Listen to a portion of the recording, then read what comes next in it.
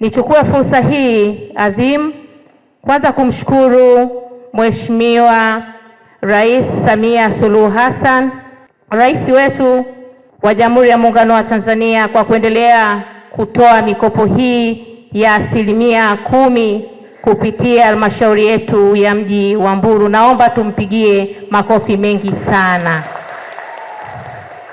Mheshimiwa Rais Samia Suluhu Hassan ameona umuhimu wa kutoa vikundi hivi vya 10% kwa makundi haya maalum kwa upande wa wanawake, vijana na watu wenye ulemavu, na ndiyo maana kila siku katika hotuba zake anasisitiza mikopo hii ya 10% itolewe kwa makundi haya bila ubaguzi, ili na wao waweze kuendesha maisha yao. Lakini vile vile niwashukuru na niwapongeze sana wana vikundi wote kwa kupata nafasi ya kuweza kupata hii mikopo ya 10% kwa vikundi vyote 35 mliopo hapa. Naomba mjipigie makofi mengi sana. Na sisi kama halmashauri tumeendelea kukusanya fedha na kutoa mikopo hii ili muweze kuipata kuendesha shughuli ndogo ndogo kama ambavyo maelekezo ya Mheshimiwa Rais wetu ametuelekeza. Na sisi kama halmashauri tumeendelea kukusanya fedha na kutoa mikopo hii ili muweze kuipata kuendesha shughuli ndogo ndogo kama ambavyo maelekezo ya Mheshimiwa Rais wetu ametuelekeza. Ni muhimu sana wakati tukiendelea kupata mafunzo tukumbuke kujisajili vikundi vyetu kwenye mfumo wa manunuzi wa NeST. Hili ni swala moja muhimu sana litakalotupa nafasi tunapotaka kufanya manunuzi au mnapotaka kuomba kazi halmashauri, mtapata wepesi wa kujisajili na wa kuomba kwenye mfumo ili muweze kupata kazi kwenye taasisi hizi za serikali.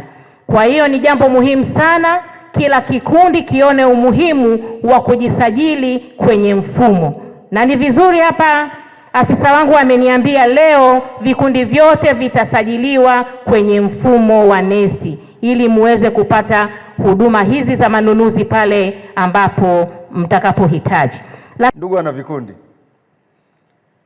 bila mikopo hakuna maendeleo. Kama nchi inakopa, mimi na wewe ni nani? Kwa hiyo ninyi jipigieni makofi kwa kusubutu. Na ninyi tunawategemea kama mbegu tutakayopanda kwa wananchi huko, ili ninyi mkifanikiwa tupate vikundi vingi, lakini uchumi wa kila mtu mmoja mmoja upate kupanda. Kopeni kwa nidhamu, endesheni shughuli zilizoainishwa kwa utaratibu uliokubalika, muwe na nidhamu ya marejesho, muwe na itifaki ya marejesho. Ni heri mara 100 ukahakikisha faida haipo, deni limerudi, kwa sababu tayari umepata practical, yaani umepata mazoezi.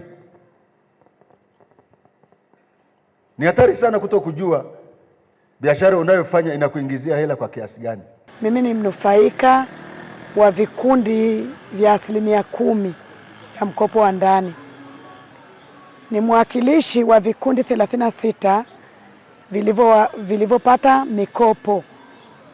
Tunapenda sana kushukuru halmashauri ya mji, tunapenda sana kumshukuru Mama Samia, kwani yeye amependa kutuona hapa ili tupate mikopo yetu tuweze kujiendeleza kiuchumi. Tangu tumepata mikopo hii tumeweza kujikwamua na tumeweza kutoka kule tuliko kwenye mikopo ile ambayo ilikuwa inatuumiza. Tumepata mikopo ya ndani, inatusaidia kwa sababu ni mikopo ambayo haina riba. Binafsi naishukuru sana halmashauri, namshukuru mkurugenzi wa wilaya ya Mbulu, namshukuru mbunge wangu wa wilaya ya Mbulu, namshukuru sana kipekee Mama Samia, kwani huwa anatuangalia sana watu wake. Nashukuru halmashauri ya mji wa Mbulu pamoja na benki ya CRDB kwa kutuwezesha kupata mkopo huu wa 10% kwa vijana.